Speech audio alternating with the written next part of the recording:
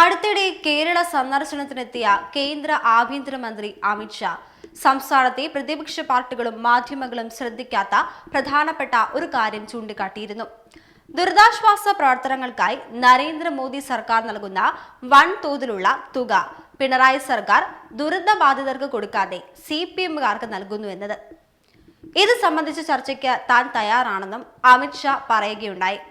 എന്നാൽ ഇതേ പരിപാടിയിൽ പങ്കെടുത്ത മുഖ്യമന്ത്രി പിണറായി വിജയൻ കേന്ദ്രം ഒരു പൈസ പോലും തരുന്നില്ലെന്നും തെറ്റായ അവകാശവാദം ഉന്നയിക്കുകയാണെന്നും പ്രതികരിച്ചു.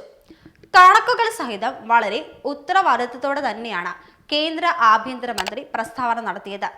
അത് നിഷേധിക്കണമെങ്കിൽ കണക്കുകൾ നിഷേധിക്കണം. അത് ചെയ്യാതെ ജനങ്ങൾക്ക് മുമ്പിൽ പച്ച നുണ പറയുകയായിരുന്നു പിണറായി വിജയൻ. ദുരിതാശ്വാസത്തിന്റെ കാര്യത്തിൽ മാത്രമല്ല, മറ്റു പലതിലും കേന്ദ്രം നൽകുന്ന ആനുകൂല്യങ്ങൾ CPM-കാരിലേക്ക് വഴിതിരിച്ചുവിടുന്ന രീതിയുണ്ട്. സർക്കാരിന്റെ ആനുകൂല്യം ലഭിക്കാനുള്ള അവകാശം സ്വന്തം പാർട്ടിക്കാർക്ക് മാത്രമാണെന്ന് കരുതുന്ന പിണറായി സർക്കാർ തെറ്റായ വസ്തുതകൾ അവതരിപ്പിച്ചും നുണ പറഞ്ഞും ജനങ്ങളെ തെറ്റിദ്ധരിപ്പിക്കുകയാണ്.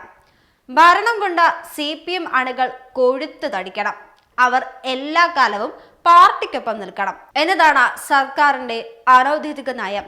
സർക്കാരിന്റെ ഒത്താശയുടെ നികുതി പണം കൊള്ളയടിക്കാനുള്ള സംവിധാനം CPM-ലുണ്ട്. തിരുവനന്തപുരം കോർപ്പറേഷനിൽ പട്ടികജാതിക്കാർക്കുള്ള ആനുകൂല്യം പാർട്ടിക്കാർ സംഘടിതമായി കൊള്ള ചെയ്തത് വലിയ വിവാദമായതാണല്ലോ. പാർട്ടിക്കാർക്ക് വേണ്ടി പാർട്ടിക്കാർ നടത്തുന്ന ഭരണമാണ് പിണറായി വിജയന്റേത്. മുഖ്യമന്ത്രിയും മന്ത്രിമാരും അധികാരം ഉപയോഗിച്ചുള്ള അഴിമതിയുടെ ഗുണഭോക്താക്കളാകുമ്പോൾ പാർട്ടി അണികൾക്ക് സർക്കാർ പദ്ധതികളുടെ ആനുകൂല്യം മൊത്തമായി ലഭിക്കാനുള്ള സൗകര്യമൊരുക്കുന്നു. കേന്ദ്ര ആഭ്യന്തര മന്ത്രി തന്നെ ഇക്കാര്യം ചൂണ്ടിക്കാട്ടിയിട്ടും സർക്കാരിന് മറുപടി ഇല്ലാത്തതും മാധ്യമങ്ങൾ ഏറ്റുപിടിക്കാത്തതും ഇത് സംബന്ധിച്ച വസ്തുതകൾ പുറത്തു വരുമെന്ന് പേടിച്ചിട്ടാണ്. പിണറായി സർക്കാരിന്റെ ജനവിരുദ്ധ നയത്തിന്റെയും പ്രവൃത്തിയുടെയും ഇരകളാണ് കേരളത്തിലെ നെൽ കർഷകർ. 10 വർഷത്തിനിടെ 16,000 കോടി രൂപ കേരളത്തിലെ നെൽ കർഷകർക്ക് കേന്ദ്രം നൽകിയിട്ടും കർഷകർക്ക് അതിന്റെ ആനുകൂല്യം നൽകാതെ നുണപ്രചരണം നടത്തുകയാണ് സംസ്ഥാന സർക്കാർ ചെയ്യുന്നതെന്ന കേരള സംയുക്ത കർഷക വേദിയുടെ വിമർശനം അവഗണിക്കാനാവില്ല. കർഷകരിൽ നിന്ന് നെല്ല് സംഭരിച്ചാൽ 48 മണിക്കൂറിനകം അക്കൗണ്ടിൽ പണം ഇടണമെന്ന് വ്യവസ്ഥ ചെയ്യുന്ന ധാരണാപത്രത്തിൽ കേന്ദ്ര സർക്കാരും സംസ്ഥാന സർക്കാരും ഒപ്പുവെച്ചിട്ടുള്ളതാണ്. ഇത് മറച്ചുവെച്ച കേന്ദ്ര സർക്കാർ നൽകിയിട്ടുള്ള പണം നൽകാതെ കേരളത്തിലെ കർഷകരെ ആത്മഹത്യയിലേക്ക് തള്ളിവിടുകയാണ് ഒരു വശത്ത്. മണ്ണിൽ പണിയെടുക്കുന്ന കർഷകരെ ഇങ്ങനെ ദ്രോഹിക്കുമ്പോൾ മറുവശത്ത് സപ്ലൈകോ വഴി വിതരണം ചെയ്യുന്ന ശബരിയരിക്ക് വൻതോതിൽ വില വർദ്ധിപ്പിക്കുകയും ചെയ്തിരുന്നു. വിപണിയേക്കാൾ കൂടുതൽ വിലയാണ് സപ്ലൈകോ ഈടാക്കുന്നത്. ഓണം കഴിഞ്ഞാൽ പൊതുവിപണിയിലെ അരിവില കുതിച്ചു കയറാൻ ഇതിടയാക്കും.